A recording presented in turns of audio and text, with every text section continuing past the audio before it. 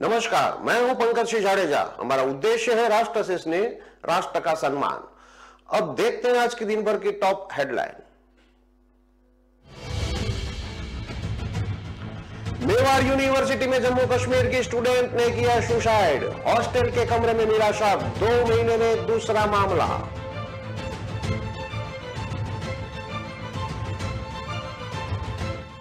जयपुर में रिटायर्ड जज को बंधक बनाकर लूटा। एसीबी अधिकारी बंद घर में घुसे, पिस्तौल लहराकर धमकाया, कैश और ज्वेलरी लेकर भागे।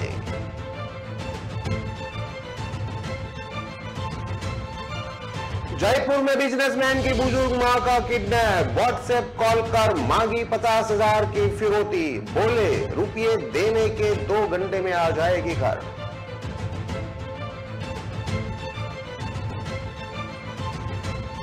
उदयपुर घाटी में बारिश के बीच शहीद की तिरंगा यात्रा में जन सैलाब। टैंक फटने से हो गए थे शहीद। लोगों ने बरसाए फूल। भारत माता की जय के लगे नारे।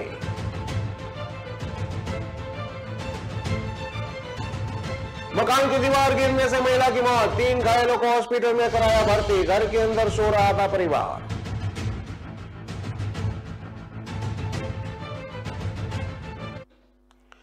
अब देखते हैं खबरें विस्तार से।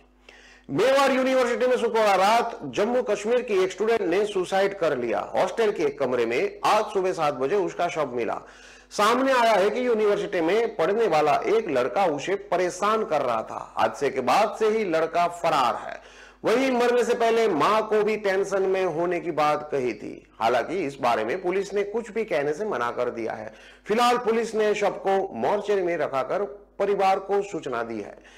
घर वालों के आने पर पोस्टमार्टम करवाया जाएगा। वह बैचलर ऑफ रेडियोलॉजी एवं एंड इमेजिंग टेक्नोलॉजी यानी कि BRIT की 3rd ईयर की स्टूडेंट थी। हादसा चित्तौड़गढ़ के गंगरार क्षेत्र का है। गंगरार थानाधिकारी शिवलाल मीणा और ASI नगजीराम मौके पर पहुंचे। थानाधिकारी ने बताया कि जम्मू कश्मीर की रहने वाली अफरीना फिरदौस ने सुसाइड किया है। हॉस्टल में उसकी रूममेट खुशबू आज सुबह जागी तो अफरीना कमरे में नहीं मिली। काफी देर तक वापस नहीं आने पर आसपास तलाश की। पता नहीं चलने पर यूनिवर्सिटी स्टाफ को जानकारी दी। स्टूडेंट और स्टाफ ने हॉस्टल का एक कमरा देखा। 4थे फ्लोर का एक खाली कमरा अंदर से बंद था। शक होने पर लॉक तोड़कर अंदर देखा गया तो अफरीना पंखे से फंदा लगाकर लटके हुई मिली। इसके बाद पुलिस को जानकारी दी गई। पुलिस ने बताया कि मृतका के पिता फिरदौस अहमद मीर को हादसे की जानकारी दी गई है। तब पता चला कि युवती ने शुक्रवार रात को अपनी मां से बात की थी। मां को बताया था कि वह काफी टेंशन में है। हालांकि बात क्या थी इस बारे में अभी पता नहीं चला है। शव को जिला हॉस्पिटल की मोर्चरी में रखवाया गया है। घर वालों के आने पर पोस्टमार्टम करवाया जाएगा। मृतका के दोस्तों का कहना है कि अफरीना को कई दिनों से यूनिवर्सिटी में पढ़ने वाला ही एक लड़का परेशान कर रहा था। उससे अफरीना काफी परेशान हो चुकी थी। सुसाइड के बाद से ही लड़का फरार है। फिलहाल पुलिस ने इस बारे में कहने से मना कर दिया है। मेवाड़ यूनिवर्सिटी में 2 महीने में सुसाइड का यह दूसरा मामला है। 17 अगस्त को भी BSc फर्स्ट ईयर के कश्मीरी स्टूडेंट इंद्रजीत विद्याराम शर्मा ने सुसाइड कर लिया था। जांच में डिप्रेशन के चलते सुसाइड करना बताया गया था, जबकि उसके रूममेट कजिन भाई रोहित शर्मा ने डिप्रेशन की बात से इनकार किया था। रिटायर्ड न्यायिक अधिकारी यहां हुई लूट ने एक बार फिर कानून व्यवस्था की पोल खोल दी है। बदमाश देशी पिस्तौल लेकर घर में घुसे और पूरे परिवार को बंधक बना लिया। इसके बाद कैश, ज्वेलरी और लैपटॉप लेकर फरार हो गए। वही जांच में पुलिस के हाथ लगे CCTV में बदमाश घर की रेकी करते नजर आ रहे हैं। हालांकि अब तक पुलिस के हाथ खाली है। मामला जयपुर शहर के मानसरोवर इलाके में शुक्रवार शाम 9 बजे का है। SHO ने बताया कि हथियारबंद बदमाशों ने धनवंतरी हॉस्पिटल के पीछे रहने वाले रिटायर्ड मजिस्ट्रेट राकेश नारायण, जो कि 61 साल के हैं, वो और उनके बेटे को बंधक बना लिया। अलमारी के लॉकर से गहने, कैश लूटकर फरार हो गए। मानसरोवर थाना पुलिस ने FSL टीम की मदद से मौके से सबूत जुटाए हैं। पुलिस ने डॉग स्क्वाड टीम को भी मौके पर बुलाया है। एसएचओ ने बताया कि घर में 3 लोग रहते हैं। रात को राजेश की पत्नी सुलेखा पड़ोसी के घर गई हुई थी। करीब 9 बजे राजेश और बेटा आदित्य घर में टीवी देख रहे थे। इस दौरान 4 बदमाश आए। घर का गेट खुला था तो अंदर घुस आए। घर के अंदर घुसकर कहा कि हम एसीबी से हैं, क्या आप आर्मी से रिटायर्ड हैं? मना करने के बाद चारों ने दोनों को हथियार के बल पर बंधक बना लिया। बदमाश अपने साथ मेडिकल टेप लेकर आए थे। इससे दोनों पिता पुत्र के हाथ पीछे की तरफ बांध दिए। फिर गहनों और कैश के बारे में पूछा। नहीं बताने पर दोनों के मुंह पर टेप लगाकर कमरे में बंद कर दिया। उसके बाद आधे घंटे तक चारों घर की तलाशी लेते रहे। इसमें 10,500 रुपये कैश और सोने चांदी के गहने, 2 मोबाइल और एक लैपटॉप लेकर लूट गए। रात को करीब 9:30 बजे पत्नी वापस घर पहुंची। उसने देखा तो पति और बेटा कमरे में बंद थे। उनको खोलकर पुलिस को लूट की जानकारी दी। पूछताछ में सामने आया कि चारों बदमाशों में से 2 के पास देसी पिस्तौल थी, वहीं 2 ने चाकू हाथ में ले रखा था। घटना की सूचना पर पुलिस के आला अधिकारी मौके पर पहुंची। एफएसएल और डॉग स्क्वाड की मदद से सबूत जुटाए गए। घटना के बाद पुलिस ने आसपास लगे सीसीटीवी कैमरों के खंगाला। फुटेजों में रात करीब 7:30 बजे से 2-2 के ग्रुप में चारों बदमाश रेकी करते दिख रहे हैं। पुलिस को शक है कि बदमाश करीब में रहने वाले एक रिटायर्ड फौजी के घर में लूट करने आए थे, लेकिन घर के बाहर नेम प्लेट दिखाई नहीं देने के कारण रिटायर्ड जज के घर में घुस गए। जयपुर में बिजनेसमैन की 75 साल की बुजुर्ग मां का किडनैप हो गया। किडनैपर्स ने व्हाट्सएप कॉल करके 50,000 रुपए की फिरौती मांगी है। ऑनलाइन रुपए ट्रांसफर करने को 2 घंटे में उसकी मां घर पर आ जाएगी, ऐसा कहा है। मुरलीपुरा थाने में पीड़ित बिजनेसमैन ने रिपोर्ट दर्ज कराई है। पुलिस टीमें बुजुर्ग महिला की तलाश में जुटी हुई है। पुलिस ने बताया कि महाराजा कॉलोनी डेहर के बालाजी निवासी कुंदन लाल गुप्ता ने रिपोर्ट दर्ज करवाई है। कुंदन लाल का चौमू में लोहे के सामान का बिजनेस है। 28 सितंबर की शाम करीब 6:30 बजे उसकी मां संतरा देवी गुप्ता, जो कि 75 साल की है, वो घर से गई थी। घर से जाते समय बताया था कि डेहर का बालाजी मंदिर में दर्शन करने जा रही है। मंदिर दर्शन करने जाने के बाद वो वापस नहीं लौटी। काफी तलाश के बाद भी बुजुर्ग मां संतरा देवी का पता नहीं लगा। देर रात करीब 11:30 बजे मुरलीपुरा थाने में तलाश के लिए गुमशुदगी दर्ज करवाई। लापता बुजुर्ग संतरा देवी को परिजन और पुलिस ढूंढने में जुट गई। 4 अक्टूबर की दोपहर 12:15 बजे पर बिजनेसमैन कुंदन लाल को व्हाट्सएप कॉल आया। कॉल करने वाले ने कहा कि आपकी माताजी हमारे पास है, 50,000 रुपये की फिरौती की डिमांड की गई। कॉल करने वाले ने उसे ऑनलाइन पेमेंट ट्रांसफर के लिए पेटीएम नंबर भी दिए। मां से बात करने का दबाव डाला तो खुद को मीडिएटर बताया। बोला, मैं तो समझौता करवा रहा हूं, आपकी मां का एक्सीडेंट हो गया था, इनके इलाज में 50,000 रुपये लग गए, इलाज में खर्च हुए 50,000 रुपये ट्रांसफर कर दो, 2 घंटे में आपकी मां घर पर आ जाएगी। पीड़ित बिजनेसमैन कुंदन लाल ने बताया कि उन्होंने रुपये ट्रांसफर से पहले मां के होने का क्लू मांगा। किडनैपर्स की ओर से मां का कोई क्लू नहीं दिया गया। पेटीएम नंबर पर 10 रुपये ट्रांसफर भी किए गए। किडनैपर्स से व्हाट्सएप चैटिंग पर भी बात हुई। एसीपी जोटवाड़ा प्रमोद स्वामी ने बताया कि व्हाट्सएप कॉल और चैटिंग वाले किडनैपर्स के मोबाइल नंबर की लोकेशन निकलवाई गई है। लोकेशन के आधार पर पुलिस की टीमें बुजुर्ग संतरा देवी की तलाश में भेजी गई है। अभी बिहार की लोकेशन आने पर पुलिस के 4 जवान को बिहार भेजा गया है। उदयपुर वाटी सैन्य युद्धाभ्यास के दौरान टैंक फटने से शहीद हुए जवान सुमेर सिंह पुत्र भगवाराम की बॉडी तिरंगा यात्रा के साथ उनके गांव बगड़िया की धानी पहुंच गई। झुंझुनू के गुड़ागौड़ से रवाना होने के बाद तिरंगा यात्रा का जगह जगह फूल बरसाकर स्वागत किया गया।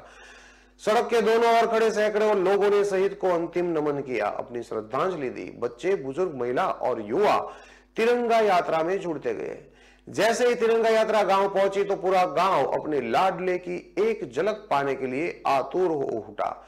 शेखावटी के गांव में यही परंपरा है, जब गांव का लाडला देश के लिए शहीद होता है तो मानो यहां मेले लग जाते हैं। शहीद सुमेर सिंह के गांव में भी आज ऐसा ही माहौल रहा। पूरा गांव उनके अमर होने के जयकारे लगाता रहा। देश की रक्षा में अपनी धरती माता के लिए शहादत देकर वह आज गांव से महानायक बन के गए। तिरंगा यात्रा इस समय उनके घर की ओर बढ़ रही है। शहीद के गांव तक कई जगहों पर सड़क के दोनों ओर लोग खड़े हैं। पुष्प वर्षा कर शहीद को श्रद्धांजलि दी जा रही है। शहीद सुमेर सिंह अमर रहे, भारत माता की जय के नारों से पूरा गांव गूंज रहा है। करीब 5 किलोमीटर तक शहीद की तिरंगा यात्रा निकाली गई। अंतिम यात्रा में शामिल होने के लिए सैनिक कल्याण, पंचायती राज, गांव एवं ग्रामीण विकास मंत्री राजेंद्र सिंह गुड़ा भी पहुंच रहे हैं। इस बीच पूर्व विधायक शुभकरण चौधरी, पूर्व पंचायत समिति सदस्य राकेश कस्वा, किशोरपुरा सरपंच मोहनलाल सैनी, भोजराम गड्ढा, पवन खरबास, अनिल गिल सहित सैकड़ों लोग गुड्ढा गौड़ जी पहुंच चुके हैं। सुमेर सिंह 1988 में सेना में भर्ती हुए थे। वे 55 आर्म फोर्स में तैनात थे और बबीना में पोस्टेड थे। वहां इन दिनों युद्धाभ्यास चल रहा है। गुरुवार को वहां एक टैंक फटने से सुमेर सिंह मौके पर ही शहीद हो गए। उनकी शहादत की खबर जैसे ही परिवार को मिली तो कोहराम मच गया। उनकी पत्नी सुमन देवी तो बेसुध हो गई। वहीं 15 साल की बेटी भावना और तीसरी कक्षा में पढ़ने वाला 8 साल का बेटा क्रूश का रो रो कर बुरा हाल हो गया।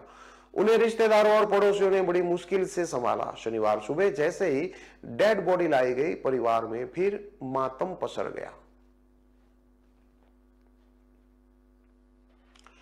खबरों में लेते हैं अब एक छोटा सा विराम।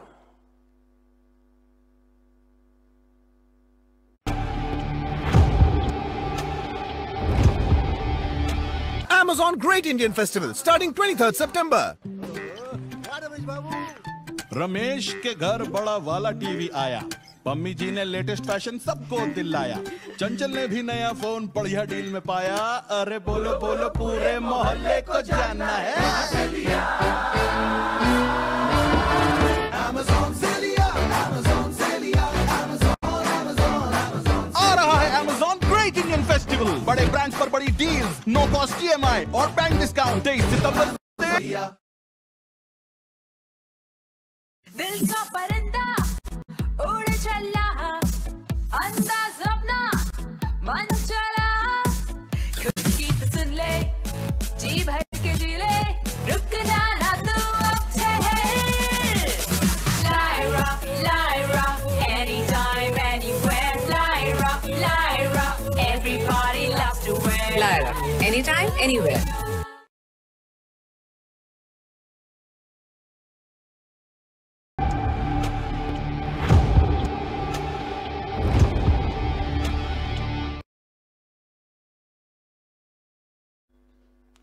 विराम के बाद एक बार फिर से आपका स्वागत है। अब देखते हैं आगे की और खबरें। बारां जिले में 3 दिन से बारिश का दौर जारी है। बेमौसम बारिश से किसानों को परेशानी का सामना करना पड़ रहा है। कई जगह पे बारिश की वजह से किसानों की फसल भीग गई है। वहीं बारिश की वजह से तेल फैक्ट्री क्षेत्र के राजीव गांधी नगर में एक टीन शेड मकान की दीवार गिर गई। दीवार गिरने से एक महिला की मौत हो गई और 3 लोग घायल हो गए। सभी घायलों का इलाज के लिए हॉस्पिटल में भर्ती कराया गया है। कलेक्टर नरेंद्र गुप्ता ने बताया कि शुक्रवार देर रात राजीव गांधी नगर स्थित एक मकान में सहरिया परिवार घर के अंदर सो रहा था। उसी दौरान अचानक से टीन शेड वाले मकान का पिछले का हिस्सा दीवार गिर गई। दीवार गिरने से घर के अंदर सो रहे काशीराम सहरिया, जो कि 50 साल का था, उसकी पत्नी सुहागनाबाई, बेटी लीला कुमारी, गोलू घायल हो गए। घटना की जानकारी मिलने पर आसपास के लोग और पार्षद रामराज सुमन मौके पर पहुंच गए। लोगों की मदद से घायलों को इलाज के लिए जिला हॉस्पिटल में भर्ती कराया गया। वहीं महिला की हालत गंभीर होने पर प्राथमिक इलाज के बाद महिला सुगनाबाई को कोटा रेफर कर दिया। इस दौरान रास्ते में ही महिला ने दम तोड़ दिया। हादसे की जानकारी मिलने पर collector Narendra Gupta, SP Kalyanmal Meena, SDM Divanshu Sharma ने मौके पर पहुंचकर स्थिति का जायजा लिया और पीड़ित परिवार को सांत्वना दी। उन्होंने जल्दी सरकार के राहत कोष से मुआवजा दिलवाने का आश्वासन भी दिया। वहीं शनिवार सुबह पुलिस ने पोस्टमार्टम के बाद शव परिजनों को सौंप दिया।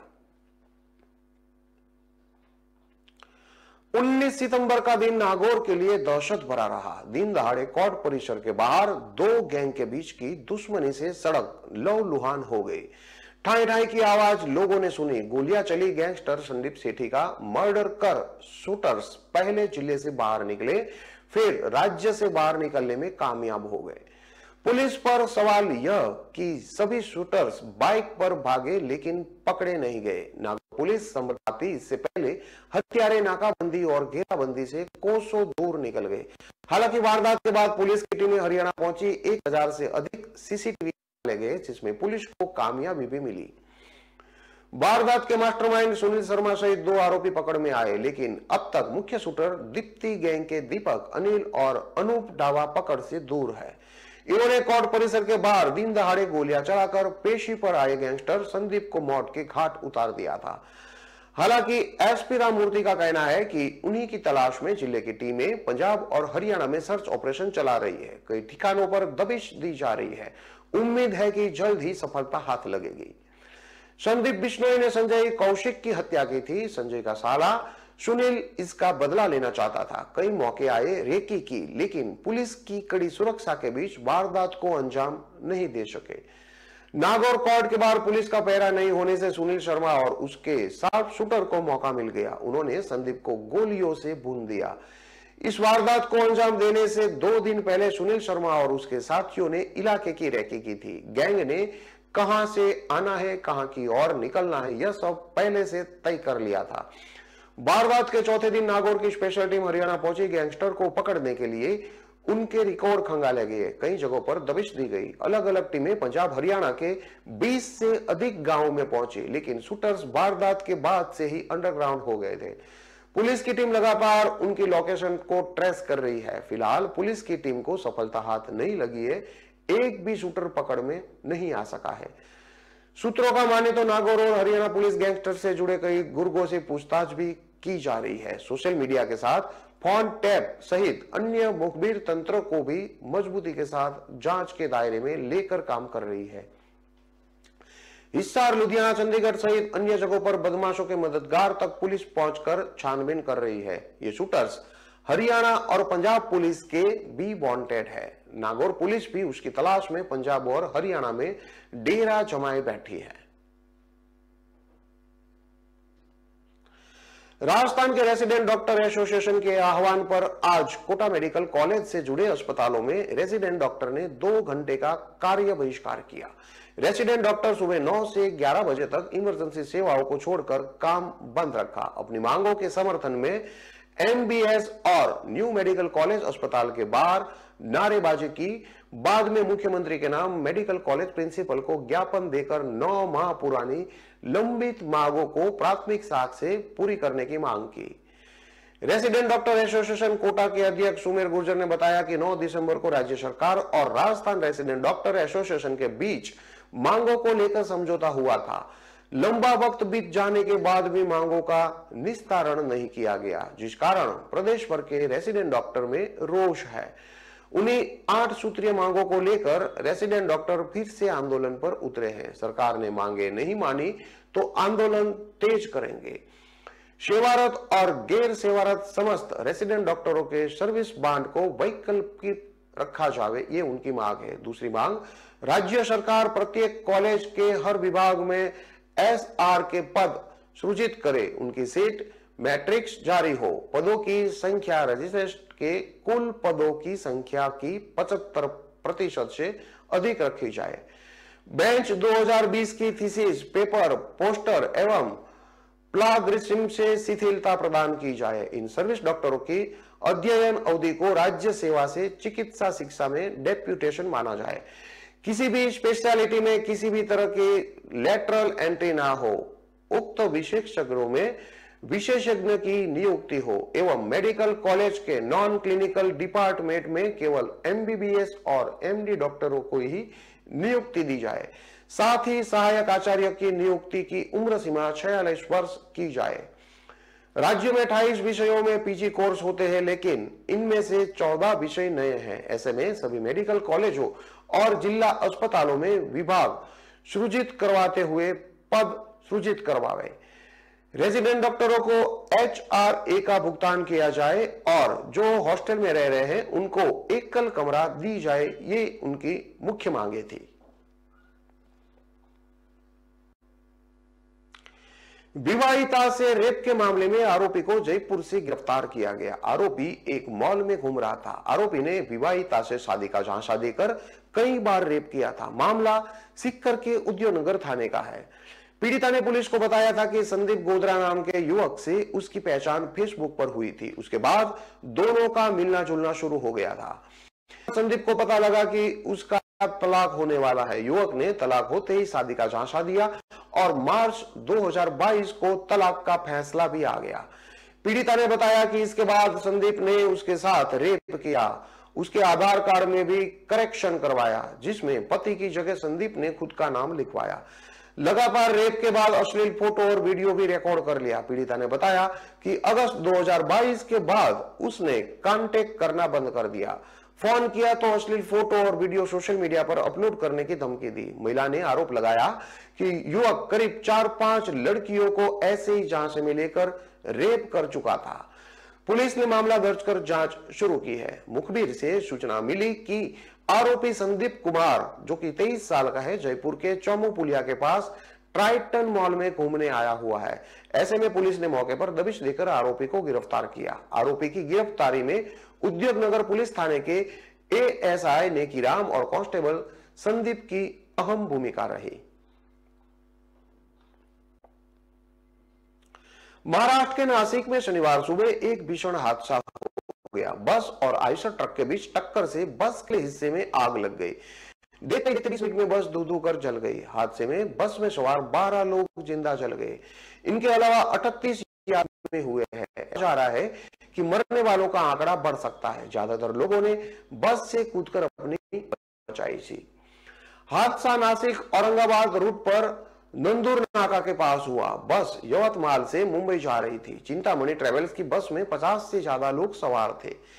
पीएम मोदी ने इस घटना पर दुख जताया है। उधर महाराष्ट्र के सीएम एकनाथ शिंदे ने कहा है कि घायलों के इलाज का खर्च सरकार उठाएगी। हादसा शनिवार सुबह का 4:30 बजे का है। दुर्घटना के वक्त कोई प्रत्यक्षदर्शी मौजूद नहीं, लेकिन पुलिस और फायर ब्रिगेड के अफसरों को जो साक्ष्य मिले उससे लगता है कि ट्रक के डीजल से बस में आग लगी है। दरअसल हादसे के बाद बस और ट्रक के बीच की दूरी 50 मीटर थी। जोरदार टक्कर के बाद ट्रक के डीजल टैंक में ब्लास्ट हुआ था। इसलिए माना जा रहा है कि डीजल टैंक के ब्लास्ट होने के बाद इससे निकला डीजल बस पर गया और बस में आग लग गई। दोनों के बीच 90 डिग्री में टक्कर हुई है। हालांकि दुर्घटना कैसे हुई है इसको लेकर कोई भी आधिकारिक बयान सामने नहीं आया है। 3 यात्री जिन्होंने बस में कूदकर अपनी जान बचाई, जिसमें पूजा चौहान भी एक है। पूजा अपने 2 बच्चों के साथ इस बस यात्रा कर रही थी। उन्होंने बताया कि हम सो रहे थे, तभी अचानक लोगों का शोर सुनाई दिया। बस के अगले हिस्से में आग नजर आई। इसके बाद हमने खिड़की से अपने दोनों बच्चों के साथ छलांग लगा दी। इसमें उनका हाथ झुलस है। हालांकि इस कोशिश में मेरे दोनों बच्चे बच गए हैं। हमें दूसरा जीवन मिला है। अगर कुछ देर हो जाती तो हमारे साथ कुछ भी हो सकता था। दूसरी यात्री अनीता सुखदेव चौधरी ने बताया कि टक्कर के बाद मैं सीट से नीचे गिर पड़ी। मेरी नींद खुली तो देखा बस के अगले हिस्से से आग की लपेट में पूरी तरह जल रहा है। मुझे लगा भीषण टक्कर हुई है। मैंने खिड़की से कूदकर अपनी जान बचाई। 20 मिनट बाद दमकल की गाड़ी यहां पहुंची और अनीता बासिम जिले के लौनी की रहने वाली है। तीसरा यात्री यवतमाल के पीरोजी सुभाष धोत्रे हैं। उन्होंने कहा कि मैं अपने चाचा चाची के साथ कल्याण जा रहा था। सभी लोग सोए हुए थे। आज चाचा जी काफी झुलस गए। हालांकि समय पर खिड़की से कूदने के कारण हम तीनों की जान बच गई। सबसे ज्यादा जानहानि बस के अगले हिस्से में हुई है। सुबह का समय होने के कारण ज्यादातर यात्री सो रहे थे, इसलिए उन्हें भागने का मौका भी नहीं मिला। मरने वालों में बस का ड्राइवर और कुछ बच्चे भी शामिल है। महाराष्ट्र के सीएम शिंदे ने मृतकों के परिजनों को 5-5 लाख रुपए देने का ऐलान किया है। घायलों को फ्री में इलाज करवाया जाएगा। शिंदे ने कहा कि 3 लोगों को प्राइवेट अस्पताल में एडमिट कराया गया है। हादसे को गंभीरता से लिया जाएगा और इसकी जांच करवाई जाएगी। इन सभी खबरों को विस्तार से पढ़ने के लिए आप हमारे वेबसाइट का भी प्रयोग कर सकते हैं। हमारा वेब का पता है www.kalamkartavya.com।